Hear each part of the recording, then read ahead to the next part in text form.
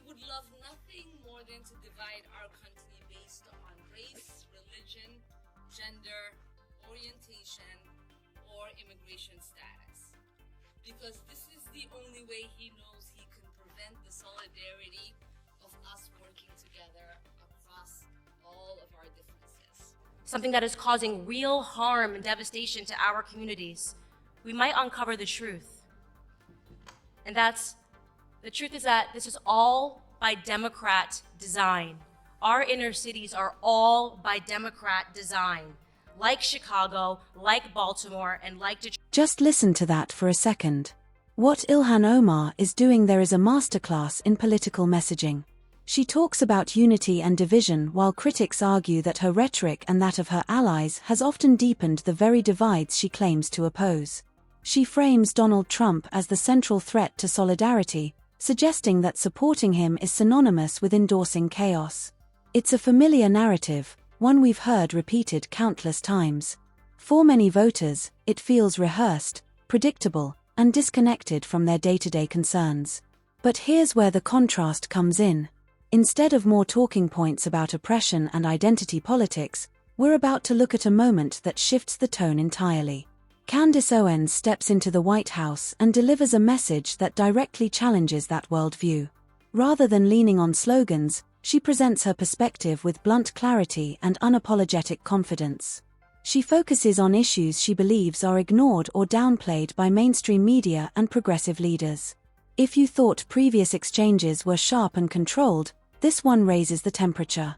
It's not just another speech, it's a direct counter-argument to the narrative we just heard. Let's break it down. Where Black Americans are struggling in this country.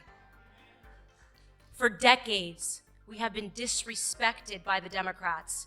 We have empowered their party, lined the pocket of their politicians, and we have gotten positively nothing in return for our blind allegiance and faithfulness.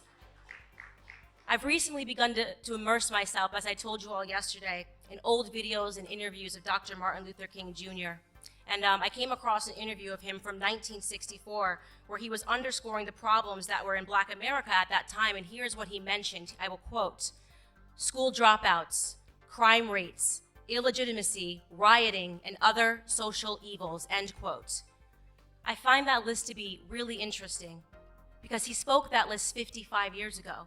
And yet today, across all of those categories, we not only have the exact same problems, but the problems have worsened. How is that possible?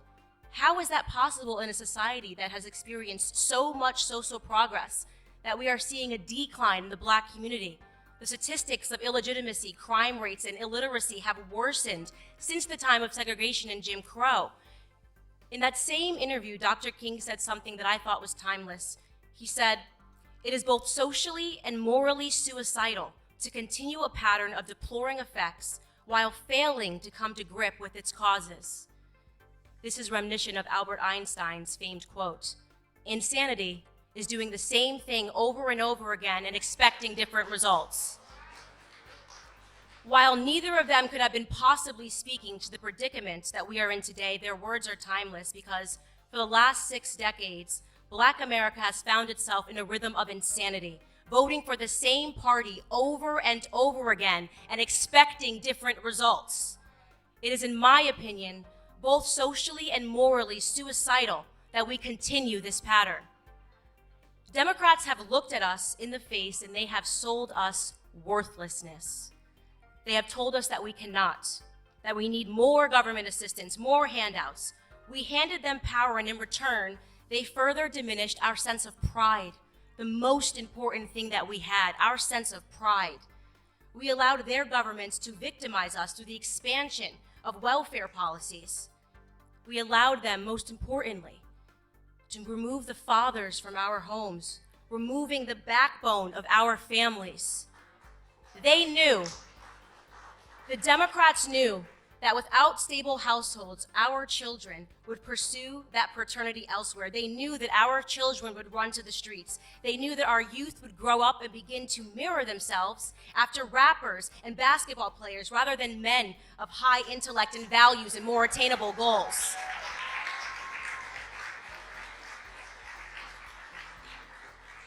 Their media took away the Jeffersons, they took away the Winslows, they took away the Huxtables, and they gave us love and hip-hop. They knew exactly what they were doing. They were resetting our goals.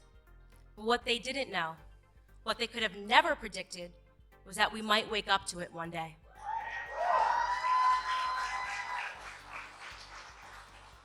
In 2015, when a man with crazy hair and a beautiful wife came down the escalator at Trump Tower,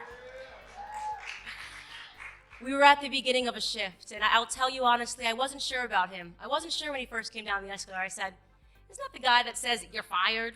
Is he really running for president? But then an incredible moment happened. In August of 2016 in Michigan, everything changed for me when that same man did something that I believe will forever be recorded in Black history as a turning point for our community. That Republican candidate got on stage, he boldly looked Black America straight in the face, and he asked us, "What do you have to lose?" The courage of that moment, the courage for a man to challenge us to look around at our communities and to just acknowledge it, to be real, to be honest with ourselves, to acknowledge the filth of our communities and our inner cities, to acknowledge the state of our broken culture, our broken school system. He forced us to stop accepting excuses.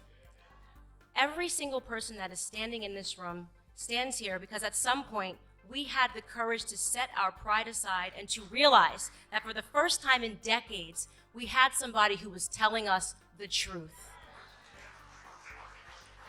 And he just kept on telling it all around the country, dropping bars. Honestly, Trump might be my favorite rapper right now. My favorite moment of his campaign was he said, "Only Rosie O'Donnell, only Rosie O'Donnell." Only our 45th president, Donald J. Trump, and I'm going to tell you what I love about him. I get that question all the time, Candace. What do you love about Donald Trump? What I love about Donald Trump most is his audacity. The audacity that it took to stand up and look Black America in the eye. The audacity that it takes to call out these crooked Black Democrat politicians that have received billions in aid from our government and effectively stolen it from the struggling cities that they represent. The audacity to call out Elijah Cummings, the audacity to call out Maxine Waters, who lives, by the way, in a $6 million home outside of her own district. President Donald Trump has both the spine and the audacity to save Black America. It takes a lot of guts, and we all know this. When you wake up as a Black American and you realize the truth and you have the courage to speak out about it, the racist leftist media will attack you. CNN is a racist network, in my opinion.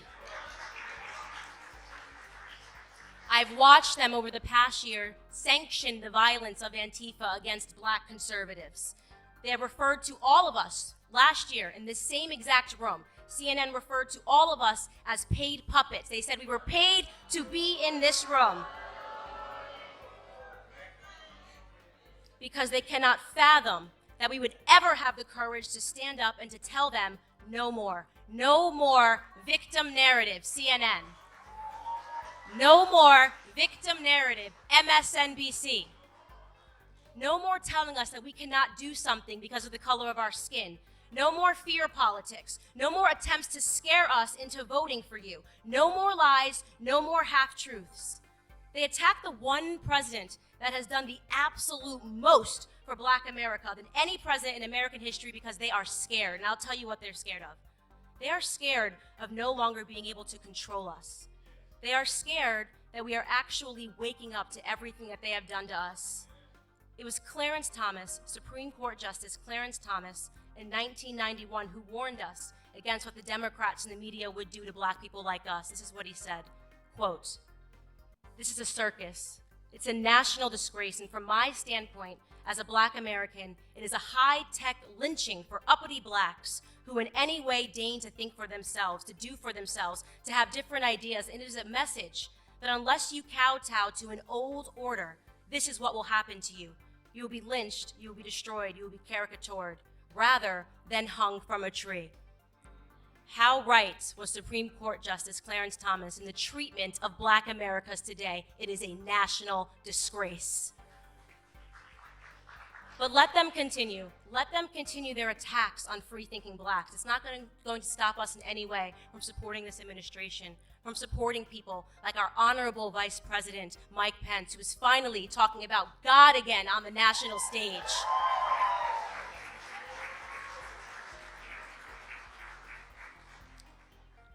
President Trump views us as Americans.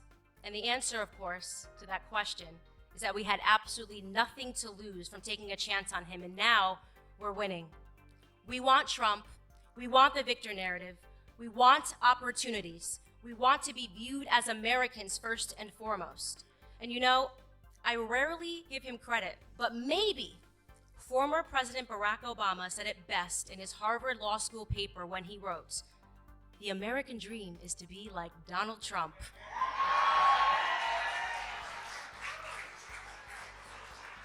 We want the American dream. Thank you guys so much for being here, and get ready to see the man himself. Boom. That moment right there, that wasn't just applause. That was a room full of people reacting to a message that clearly struck a nerve. You could feel the energy shift. Let's unpack what just happened. Candace Owens didn't mention Ilhan Omar by name, but the contrast was unmistakable. She brought up the story of a young boy killed in Chicago, an example meant to highlight the kind of tragedy she believes doesn't receive sustained national attention. Her argument was simple. Why do some stories dominate headlines while others fade quickly?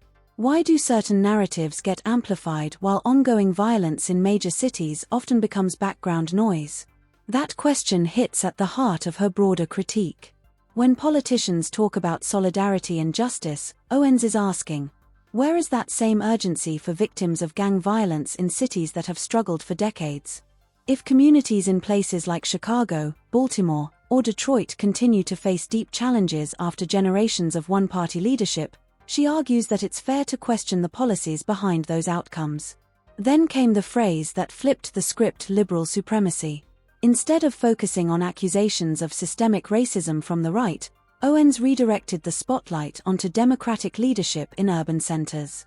Her point wasn't subtle. If schools are underperforming, if crime remains high, if economic mobility is stagnant, then those in charge should be held accountable regardless of party. She positioned herself as offering an alternative mindset.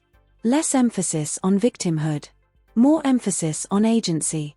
In her framing, it's not about denying past injustices. It's about rejecting the idea that communities are permanently trapped by them. And when she defended Trump's "what do you have to lose" line from 2016, she reframed it as a challenge rather than an insult. Supporters heard it as a call to rethink long-standing political loyalties. Critics heard something very different. But there's no denying the line resonated with a segment of voters who felt overlooked. Owens' broader message was about breaking with political tradition, questioning leaders who preside over struggling districts while enjoying personal success. That anti-establishment tone is exactly why figures like her and Trump generate such intense reactions. Supporters see courage. Critics see provocation. That standing ovation at the end. For many in that room, it symbolized frustration boiling over frustration with identity-based politics, with media narratives, and with business-as-usual leadership. At the end of the day, this debate isn't going away.